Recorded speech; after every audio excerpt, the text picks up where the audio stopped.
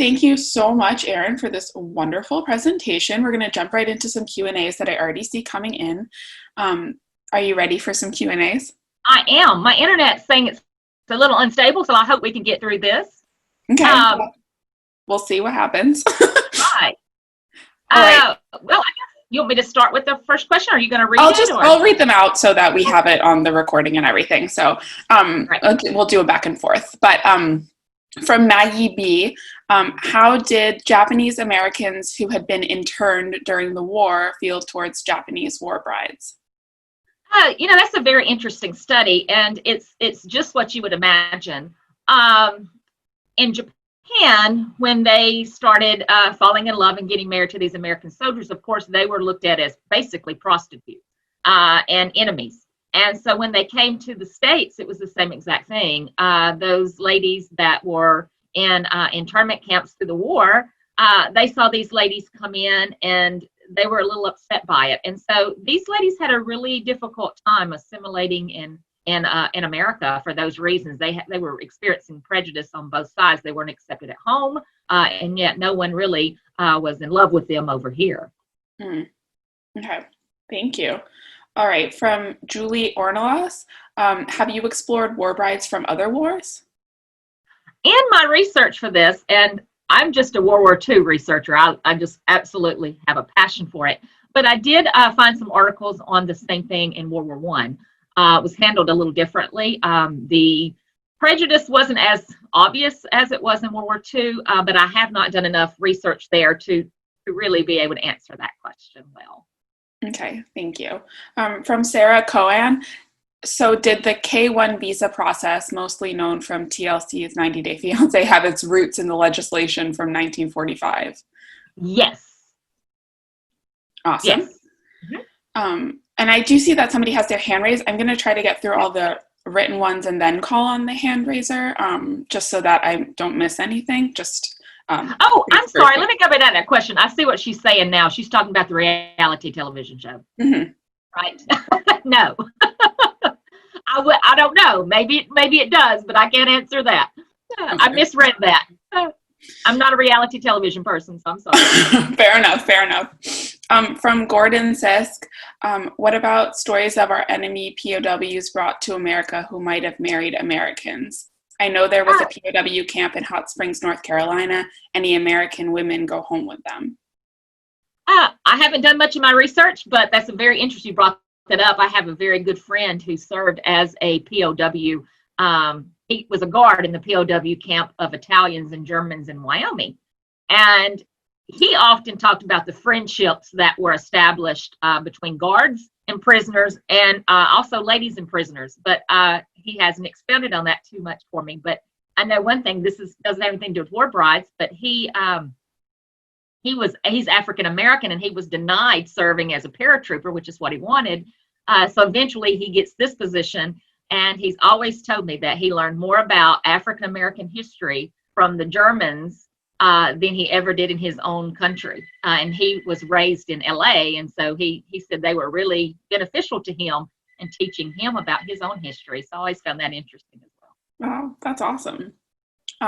From Kath Keeler, you mentioned that they were looked at, I'm assuming the Japanese women, as prostitutes in the U.S. Do you know how many actually were prostitutes when they met the American GIs?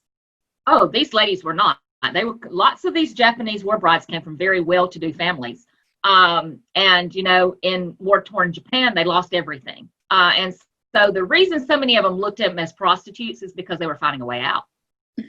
They were going somewhere that wasn't war-torn, and they were gaining their riches, or they were promised that. And so it was just a derogatory comment to, kind of put them down for finding a way out.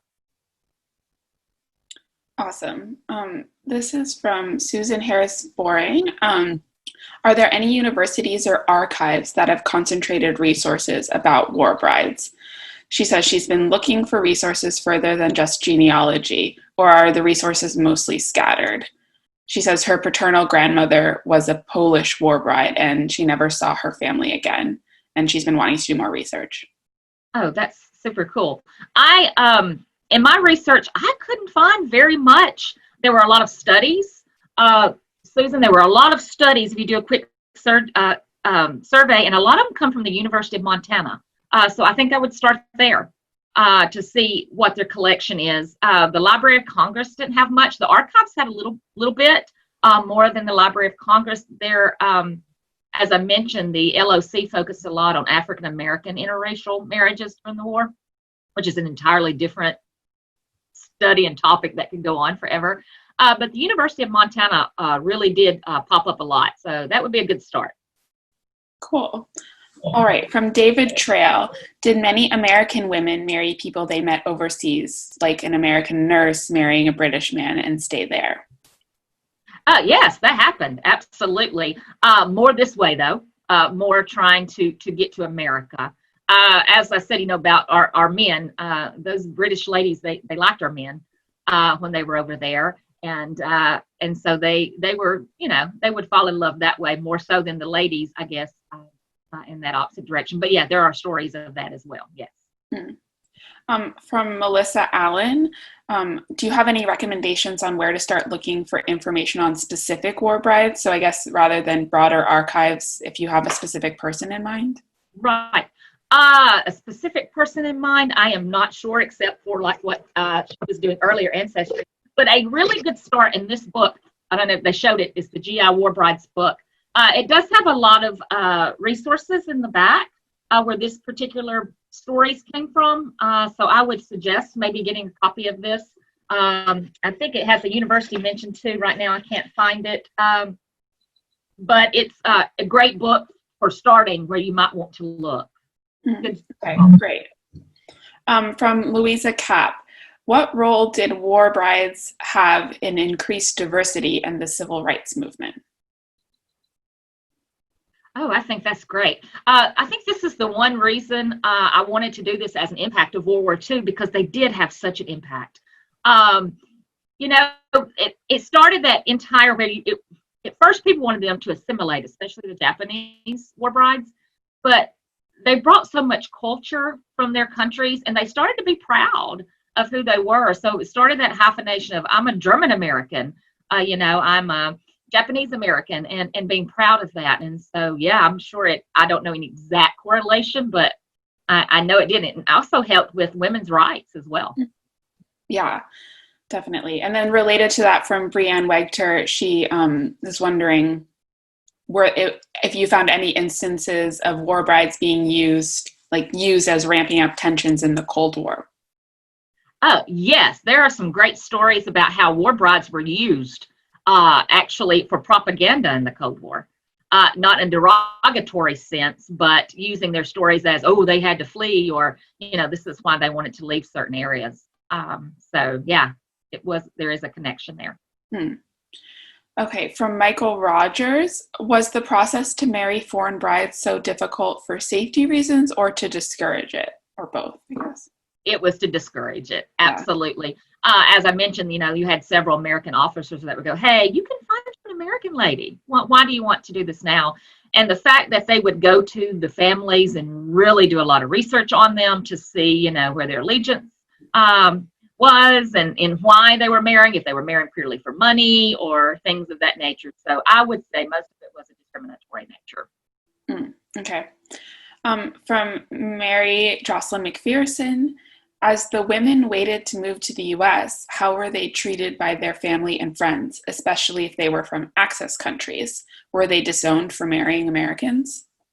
Most of the research I went through, the families were very excited for their family members or for their girls to move to America. America was peaceful. The war had not hit it on, directly. So it wasn't a war-torn country. They were also seen as heroes, even in some of these Axis countries. By the time America goes in, it's a totally different story, right? And so they were really excited about them. The other side was they were very upset about perhaps they could never see their families again, see their family members. But most of them, yes. In Japan, a little different. In Japan, the families tended to they would shun them. Especially fathers. Mothers were a little more easygoing, but fathers really felt a little, slapped in the face that you would want to leave this country and go to America. Yeah. So it just depends on what area they were coming from. Right, right. Thank you. From Shannon Mathis, how many war brides divorced after coming to the US? Were many of the marriages just for convenience to get out of a war zone? There are lots of stories of divorces, and most of them that you find are really the ladies came to America under false pretenses. You know, they were promised grand mansions and lots of money. They would get here, and their husbands would be alcoholics and they would be abusive. A lot of ladies did look to some of these guys to get out of those war-torn countries, especially those who had children. You know, they were widows from the war, and they were looking for someone, you know, to help take care of children. But a lot of it was they just got over here, and it just, you know, they weren't promised. Their husbands basically lied to them. So that did cause a lot of problems. And as I mentioned, a lot of them stayed married, though, out of fear. Fear that if I divorce him, I'm going to be sent back to a country I left. He may keep my children, and I can't take them back. So a lot of those things that I think even abused women would still feel today, except these ladies were from, you know, miles and miles away. Yeah. From Rossman, how frequent was it for the new to decide not to live in America? Oh, they always came back to America, just about it. I don't know the percentage. I'm sure there were a small percent, but the majority definitely were coming back home. Mm-hmm. And then from Maggie B, this is kind of related to what you just spoke about on the divorces, but I guess the new part of the question is how, if there's any research into how these marriages impacted the children. Kind of what I said, you know, about keeping those kids. And there's a wonderful picture in Library of Congress of a war bride with her children coming off the ship, seeing her husband, who had been sent, of course, ahead of them. And it's beautiful because the kids are ahead of her. So they were looking, you know, for that father figure. So if I was to study that, I think I'd look at that impact of what these kids thought of these new dads in a new country. Would be a very interesting study. Yeah, definitely. From Ray Sun, have you ever read or used some of the fictional novels about war brides, and are they useful? Oh, yes, I love them. I'm sitting in my World War II room right now, and I've got a ton of those fiction novels, Ray. And yes, there's wonderful stories to pull out and use for the kids. The lesson plan I sent is not as in-depth as I wanted to do, but what I usually love to do is give the kids some stories, and I included some sources on there of stories that you can just get online from newspapers. And, you know, I love for the kids to get in that mindset where, okay, you're a war bride or you're a groom. How would you communicate this to your family, how things are going? And I think fictional novels are great to use in that kind of situation to pull out certain stories and use. Yeah, definitely. That's awesome. From Deborah Puckett, she says her great uncle Bill brought his French war bride on Christine. She was from Paris and moved to a very small rural farm in West Tennessee. She did leave him and went back to France with their child, and he went back to get her. They moved to a small urban area where she socialized with 2 other French war brides. Do you have any advice for further research? She keeps in touch with their daughter. Oh, that is such a great story that ties in with a lot of the research that I found. You know, they get here and they're like, oh no, what do I do? Do I, you know, am I completely happy? And the fact that he went and got her, Deborah, how long were they married? If you know, that would be great to know. I would start my research with they had so many war bride, what's the word I'm looking for here? Reunions around here, and how that they kind of found that, like she said, that she found similar people that understood. That's a great research, but I guess you're looking for research. I guess that's what she's talking about, finding research of how they got together and found people like them. I'm not sure if that's what she's asking, but there are lots of stories there on that transatlantic bride thing that I mentioned in the presentation. Great. Awesome. And I'm getting to the end of I see one more question, but everyone can keep the questions coming in. We still have time. Or like I said, I know there was a hand raised earlier that got put down. You're welcome to raise your hand again and ask the question yourself. Oh, from Deborah, she says she passed away in the 1960s of TB and they moved to Arizona. Oh, okay. Yeah. But yeah, so keep the questions coming in. Mary McPherson says, John F. Kennedy's sister was a war bride who stayed in Britain after the war, even after her husband was killed shortly after they got married. Are there any other high-profile war brides that you are familiar with? Yes, I am not, but I am familiar with that story, and the fact that she married a very upper-class British gentleman would be one reason I think she decided to stay there. But I don't know if any more. Be interesting to find out. That gives me something to do today. Do a little research. The next project. Yeah. Yeah. Are there any more questions? Keep them coming in if you do. And you can also raise your hand if we want. No?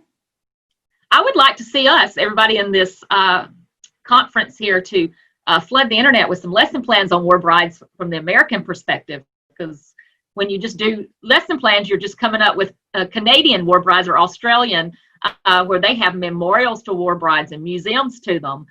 So I would like for maybe us to start a movement and flood the internet with our ideas. So awesome. Well, there we go, everyone. We have a challenge set for us. So